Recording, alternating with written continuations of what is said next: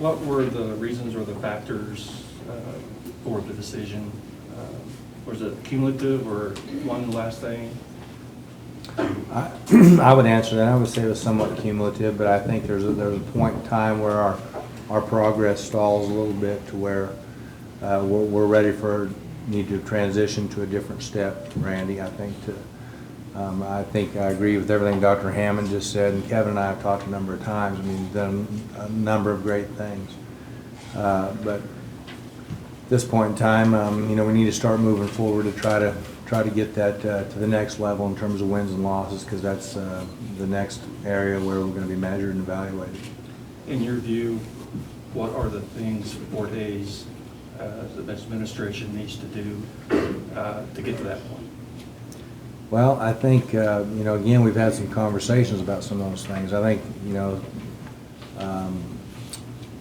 potentially some salaries with assistant coaches, for example, that we may need to look at a little bit. We've grown in scholarships. We've gotten those to where that's not, we're making that to where it's not an issue, to where we have resources to get kids and that type of thing. So I think really it's just a combination of those things, Randy, is make sure that we have the right personnel, and then addressing some of the challenges that Kevin's alluding to, and that is getting kids to visit campus here and getting the right kids on campus. And the challenge that's always been there, it's just that we got to continue to fight to recruit the right kids and work through those processes, and that's probably a personnel issue. Why did you decide to make the decision this week instead of the week following the season? Well, I think it's important. One, we had the luxury to do that because of the professionalism of the staff. It wasn't a concern to me with Kevin, and knowing Kevin the way that I do, that for us to do something like this now, as opposed to another week or 2 weeks down the road, you're slowing your search process, and it's a very time-sensitive search process in terms of the recruiting for the future year. You don't have that luxury to do that if you don't have a trust in a coach to the point of where he might not take his team. We might not have a team in Missouri Western this Saturday, and that was never a concern for me. And in visiting with Kevin, we had that luxury, like I said, because there's a professional nature about this staff that never entered my mind that doing it early would be a concern with how they conduct themselves afterwards. Well, it's also just the right thing to do. I mean, because if you are going to make the decision, now's the time to make the decision. Kevin will tell you, or the other coaches will tell you, that if we wouldn't have made the decision after the ball game Saturday, they would have been driving as fast as they can to the Kansas City airport. And they would have been all over the country starting our recruiting process on Sunday and Monday, and getting a jump on recruiting. And it was either do you wait, if you've made up your mind that that's what you're going to do? Do you wait till after that ball game ends and then say, well, cancel all your tickets and cancel all the other stuff? It just doesn't make sense. It was the right thing to do. I think it's the professional thing to do, and it's the honorable thing to do. So I just think it's right. On your other question, there's just some things about coaching that are tough, and I wish I could change them. 3 years into Kevin's tenure here, there was a lot of people that were saying, oh, you'll never get it done, we got to make a change, And I can remember I was on my press tour that week, and I said, that's a bunch of BS.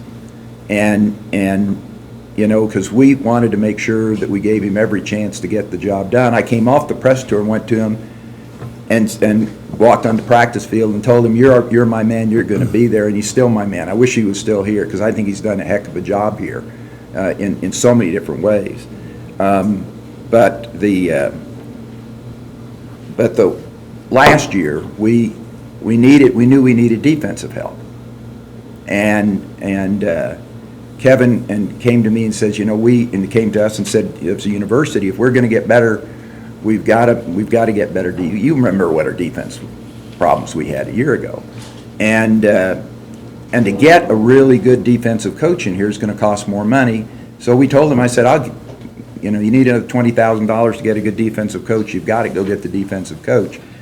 The problem is when a head coach has been in a job for 4 or 5 years or 6 years and isn't winning, there are not a lot of people that are going to volunteer to step up and want to come be part of that team, because that's just, they worry that in the business that you move someplace and then there's going to be a change right away. And so some of it is, the body of work, the win-loss body of work is what drives the profession in some ways and people's behavior. And if we're really going to try to move the program forward, right or wrong, I agree with Curtis, we had to make this decision, even though it's not one that we like. In some ways, it's the right decision for the program because it gives us the ability maybe to get people that will come in and know they're going to be here for 4 or 5 years. I mean, we've shown that you can have a losing record, significant losing record for 3 or 4 years, and we're going to stay with you. I told him when he got here, I said, you'll be here at least 4 years, don't worry about it. And he was here 6, and I'll let him answer whether he's happy with his win-loss percentage. I know I'm not, and I know how competitive he isn't either. So there's just times when you have to make that tough decision, and I just believe it was the right decision for the university, and it was the right decision for the athletic program. I compliment Curtis for making the call the way he did, and I back the decision 100%. President, I know you had talked about earlier the recruitment of certain players, right or wrong. There's been a lot of angst over a certain number of Kansas kids maybe not coming here. And I know Coach has gone out and gotten kids from all over the place. Was that a factor at all, that maybe certain Kansas kids were not coming here? Did you ask me that? Yes. No, that's not a factor. We want to win. And to win, you've got to get the best talent you can. And, Kevin could probably speak to it, but it'd sound defensive saying it, but I'll just say it. I've been here 24 years.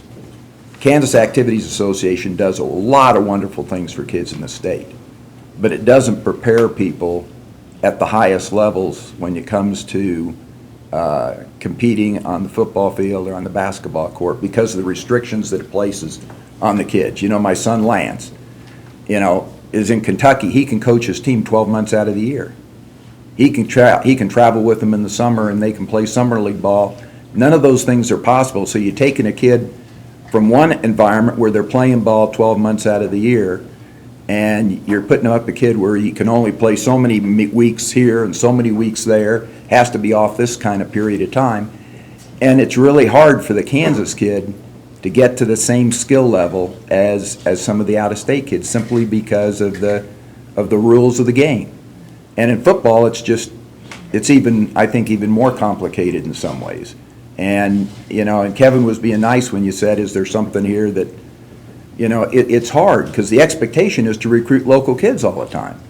And they are, the best player on this team or the best player on this league. But when you put them up a kid from Oklahoma or Texas or California that's playing 12 months and is in pads all spring and all fall and can go to summer camps and where there's pads and everything else, the skill set's a little bit different. And when we've only got 36 scholarships by NCAA regulations, and you've got to go get kids, you got to get the best possible kids you can get. And I think you saw that in the talent we had on the field. Some of them are Kansas kids that are really good, but they're the other thing is the community colleges come in and promise them the dream of going D1, and come to the community college and then transfer to a D1 school. And there's not many of the kids that are eligible to go D1 that don't go D1 to begin with, but they kind of have that dream sold to them. And that makes it tough in Kansas. We got 19 aggressive community colleges. Well, they don't all play football, but we got a large number of them that play football. And that changes the recruiting environment here a little bit, and probably more in our state than in some. You have to look out of state to have the kind of talent we want, or the kind of talent that we're going to have to be competitive in the MIAA. I just was wondering if Curtis or Dr. Hammond, you could tell me what your definition of success would be for the Fort Hays football program. I think in 104 football seasons, there haven't been any 9-win seasons. There have been 6 8-win seasons, 6 7-win seasons, and that's been it. So, and you talk about wins and losses, so. A tough job. It's a very, very tough job. So, yeah, we'll be looking for somebody with experience. Curtis, I know of all the MIAA changes in the past year, whether Truman or Central, they've all been filled with people who have experience at the MIAA level. Will you be looking for someone who maybe has some experience already in this conference? And I'm not necessarily, but I can see where there would be potentially some advantage just to know the lay of the land. But I mean, no, not that won't carry any significant weight probably. But I think it's important. You know, and it's not going to be a deciding factor. You know, the reality is that, as Tom Spicer would say, you know, I think that's the way he started most of his comments. But he says the number one challenge that a coach has is understanding the level of talent they have to be competitive in our environment. And you know, we play at such a high level that you know, they look at a player in their own background and think that they're really pretty good from their experience. Pretty good may not make it here, and we require a very high level of academic skill set in order to be successful. So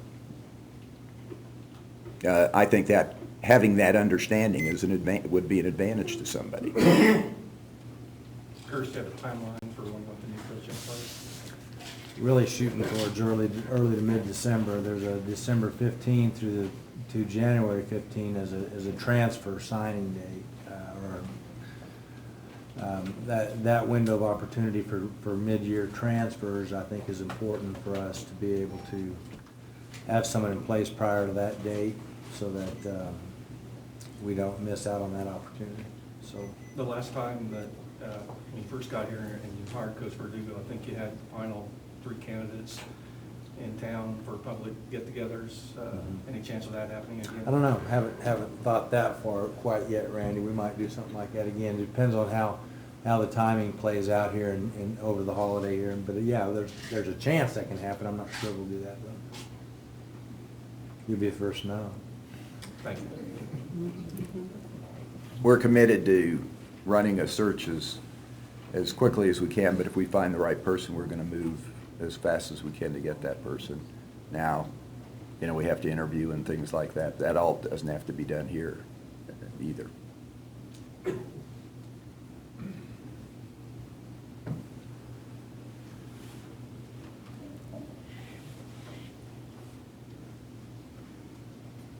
Anything else? Well, again, I want to thank Kevin and his family for their support, and if he chooses to leave Hays to pursue something, the community will lose not only his presence, but his wife and the kids. They've been a part of our program for 6 years, and I wish him all the best of luck. And I know he feels the same way about the university. He's given me advice already, and given Curtis advice of what we need to be doing. And he's learned some important things in the process.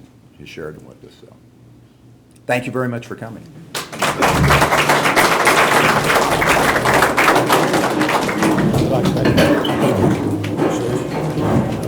See you tomorrow. Good luck to the game. Thank you. Hope you're winning the most.